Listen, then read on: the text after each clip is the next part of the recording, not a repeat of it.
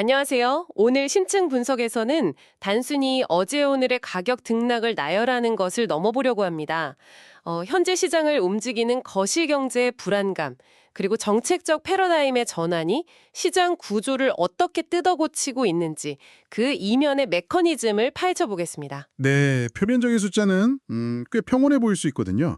현재 비트코인은 77,645.06달러 선, 그리고 이더리움은 2,141.29달러 선에서 강보합세를 유지 중입니다. 꽤 단단하게 버티고 있는 수치네요. 맞습니다. 하지만 내부 자금 흐름이나 파생상품 지표들을 겹쳐보면요. 지금 시장은 거대한 에너지를 억누르고 있는 약간 일촉즉발의 상태라고 볼 수 있습니다. 숫자는 멈춰 있는 것 같지만 내부는 끓고 있다는 거군요. 이 상황을 비유하자면 팽팽하게 당겨진 활시위 같습니다. 한쪽에서는 거시적 불안감이라는 무게추가 잡아당기고 있고 다른 한쪽에서는 정책적 기대감이라는 무게추가 버티면서 언제든 크게 움직일 준비를 하는 셈이죠. 이 부분에 하나씩 풀어보겠습니다. 아주 적절한 비유입니다. 그 활시위를 버텨주는, 그러니까 하방을 지지해주는 첫 번째 요인은 사실 전통금융시장의 온기입니다. 전통 금융시장이요? 네, 간밤 미국 증시가 상승으로 마감했고요. 특히 디지털 자산 시장의 분위기를 선행해서 보여주는 코인베이스 주가가 0.72% 오르면서 긍정적인 지표를 제공했습니다. 전통 자산 시장에서 위험을 감수하려는 심리가 여전히 살아있다는 뜻이군요. 그렇죠. 그게 디지털 자산 시장에도 지지력을 제공하고 있는 건데요. 하지만 이면을 보면 연준의 오스탄 굴스비 총재 발언이 꽤 심상치 않았습니다. 아, 고용시장 관련 발언 말이죠. 네, 굴스비 총재가 미국 고용시장의 안정성을 긍정적으로 평가하기는 했습니다. 그런데 동시에 상당히 심각한 인플레이션 문제에 직면해 있다고 경고를 했거든요. 잠깐만요. 여기서 짚고 넘어갈 게 있습니다. 보통 고용이 탄탄하면 경제가 건강하다는 뜻이니까 시장 참여자들 입장에서는 호재로 받아들여야 하는 것 아닌가요? 이게 왜 시장을 압박하는 요인이 되는 거죠? 그게 참 아이러니한 부분인데요. 경제가 건강하다는 건 소비자들이 계속 돈을 쓴다는 의미고 이게 물가가 쉽게 떨어지지 않게 만드는 원동력이 됩니다. 아, 끈적한 인플레이션을 만드는군요. 맞습니다. 인플레이션이 그렇게 끈적하게 유지되면 연준 입장에서는 굳이 금리를 서둘러 내릴 명분이 없어집니다. 고금리를 더 오래 유지해야 하는 거죠. 그렇다면 고금리 환경에서는 굳이 위험을 감수할 필요가 없겠네요? 정확합니다. 국채를 튼 안전자산만으로도 높은 수익을 얻을 수 있으니까요. 시중의 막대한 유동성이 변동성이 큰 디지털 자산 시장으로 넘어올 이유가 차단되는 겁니다. 즉, 금리 인하라는 유동성 공급 파이프라인이 막혀버리는 거시적 뼈대가 세워진 거죠. 결국 그 끈적한 인플레이션이 유동성의 발목을 잡고 있다는 거군요. 그런데 이 인플레이션이라는 불꽃에 아예 기름을 부을 수 있는 지정학적 이슈가 있습니다. 네, 중동 쪽 소식이죠. 맞습니다. 현재 트럼프 현직 대통령이 이란과 협상을 진행 중이고 수시간 내에 합의 최종 초안이 도출될 것이라는 보도가 나왔습니다. 여기까지는 꽤 평화적인 해결책처럼 보입니다. 겉보기에는 그렇죠. 네, 그런데 마코 루비오 미국 국무장관의 발언을 보면 상황이 전혀 다릅니다. 이란이 호르무즈 해협에서 통행료 제도를 시행할 경우에 외교 합의 자체가 사실상 어려워질 것이라고 경고했거든요. 이 뉴스가 시장에 어떻게 작용하는 겁니까? 여기서 우리가 주목해야 할 흥미로운 점은 이게 단순한 정치 외교 뉴스가 아니라는 겁니다. IAEA, 즉 국제에너지기구의 파티비롤 사무총장이 올여름 원유 시장이 위험권에 진입할 가능성을 경고했거든요.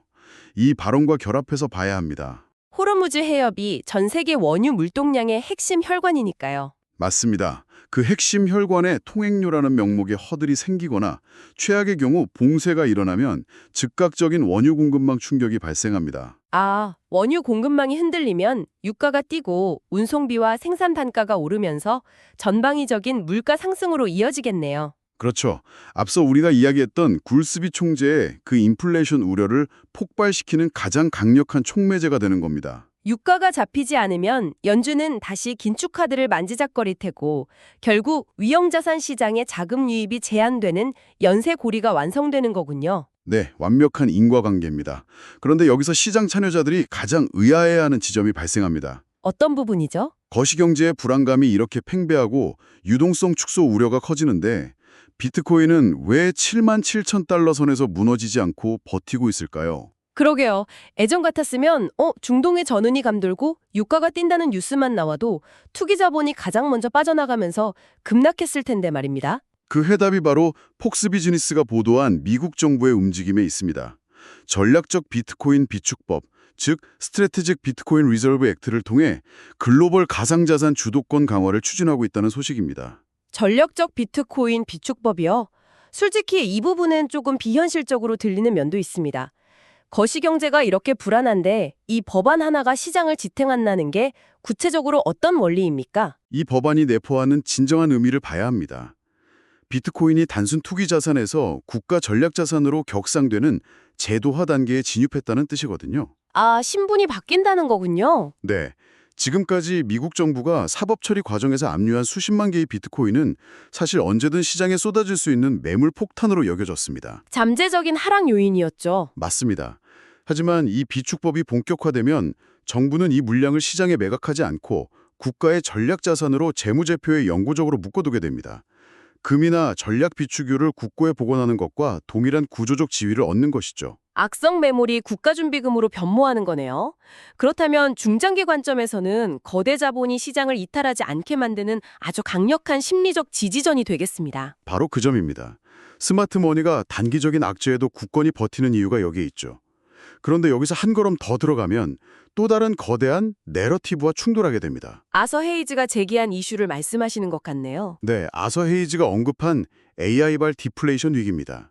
사실 이 주장은 기존의 경제 통념을 완전히 뒤집어 버립니다. 보통 인공지능, 그러니까 AI 기술이 발전하면 기업의 생산성이 높아지고 주가가 오르는 호재로 보잖아요. 그런데 헤이즈는 오히려 이게 전통 대출기관의 새로운 서브프라임 위기를 촉발할 거라고 분석했습니다. 어떤 논리 구조인가요? 단계를 밟아보면 이렇습니다.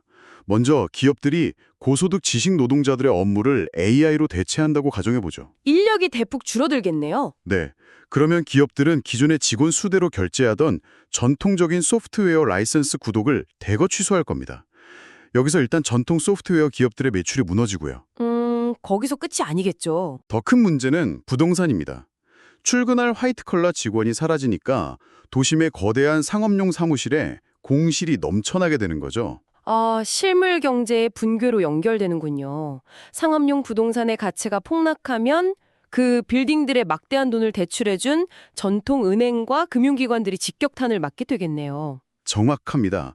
과거 서브프라임 모기지가 주택담보대출의 부실에서 터졌다면 이번에는 AI가 촉발한 상업용 부동산 연쇄 붕괴가 금융 시스템의 뇌관을 터뜨린다는 경고입니다. 그렇다면 이런 전통 금융의 위기감 속에서 자금 흐름은 어떻게 움직이고 있습니까? 이와 관련해서 웨일얼러트 데이터를 보면 꽤 의미 있는 움직임이 포착됐습니다. 미확인 지갑에서 비트파이넥스 거래소로 약 1억 2,140만 달러 규모의 USDT가 이체되었습니다. 1억 2천만 달러 규모의 스테이블 코인이 거래소로 들어왔다. 이건 당장 매수하겠다는 뜻인가요? 당장 매수 버튼을 누르겠다기보다는 언제든 시장에 투입될 수 있는 대기 자금이라고 보는 게 맞습니다. 전통금융의 위기감이 고조될 때 스마트머니는 시스템 외부의 대안자산으로 진입할 기회를 엿보는 거죠. 시장이 일시적인 거시약재로 흔들릴 때 저가 매수세로 작용할 수 있는 실탄이 장전된 셈이군요. 맞습니다. 그래서 하방이 단단하게 방어되는 겁니다. 네, 지금까지 거시 변수와 지정학적 이슈, 그리고 자금 흐름의 구조적 배경을 짚어봤습니다. 그렇다면 당장의 가격 움직임보다 시장 참여자들이 반드시 체크해야 할 관전 포인트들을 좀 정리해볼까요? 파생상품 시장 데이터가 꽤 극단적이라고요. 네. 코인글래스 데이터에 따르면 지난 24시간 동안 약 2억 6,541만 달러 규모의 레버리지 포지션이 청산되었습니다. 여기서 핵심은 숏 포지션, 즉 가격 하락에 베팅한 물량의 비율이 64.7%에 달했다는 점입니다. 하락을 예상한 투자자들이 대거 청산을 당했군요. 심지어 하이퍼리퀴드라는 특정 거래소에서는 숏 청산 비율이 무려 98.17%를 기록했습니다. 거의 싹쓸이를 당한 수준이죠. 엄청난 수치네요. 그런데 이렇게 숏 포지션이 대규모로 강제 청산되면 시장에 어떤 영향을 미치게 됩니까? 파생상품 시장의 숏스퀴즈 현상을 이해해야 하는데요.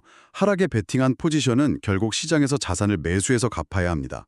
그런데 가격이 예상과 달리 오르면 거래소가 이 포지션을 강제로 종료시키기 위해 시장가로 대량 매수를 해버립니다. 아, 하락 베팅 자금이 역설적으로 가격을 끌어올리는 강력한 매수 연료가 되어버리는군요. 맞습니다. 과도한 하락 베팅이 시장의 강한 반발력에 의해 무너졌다는 걸 데이터가 보여주는 겁니다. 파생상품 거래량도 전일 대비 14.59%나 증가했거든요. 단기 급등락에 대한 대응 수요가 크다는 의미겠네요. 그렇다면 시장 내 바닥 민심을 읽을 수 있는 채굴자 동향은 어떻습니까? 크립토 퀀트 데이터를 보면 흥미롭습니다. 현재 채굴자 포지션 지수인 MPI가 음수 구간에 머물고 있습니다. 음수라는 건 채굴자들이 코인을 거래소로 보내지 않고 있다는 뜻이죠. 네, 매도 압력이 낮다는 뜻입니다.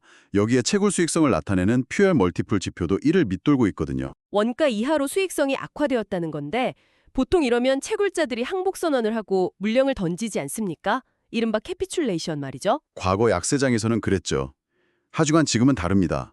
채굴자들이 공포에 질려 물량을 던지는 항복 수준의 매도를 하는 게 아니라 딱 현금 흐름 유지를 위한 제한적 매도만 하고 있습니다. 위아래가 꽉 막힌 단기 박스권 흐름이 이어질 가능성을 시사하는 데이터군요. 그렇습니다.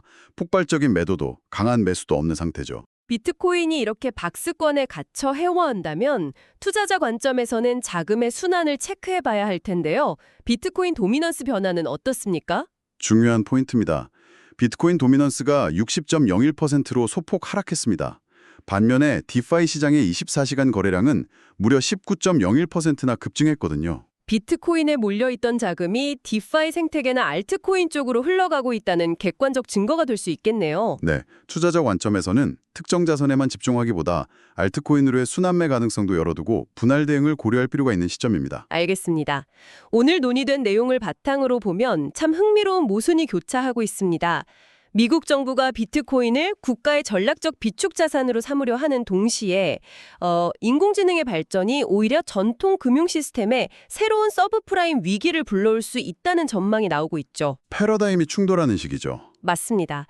기존의 경제 법칙이 이렇게 완전히 재편되는 시점에서 과연 진정한 의미의 안전자산은 어디에 있는 것일지 한 번쯤 깊게 고민해 볼 화두인 것 같습니다. 지금까지 토큰포스트 출근길 브리핑이었습니다. 시장의 흐름과 뉴스의 맥락을 이해하는 데 도움이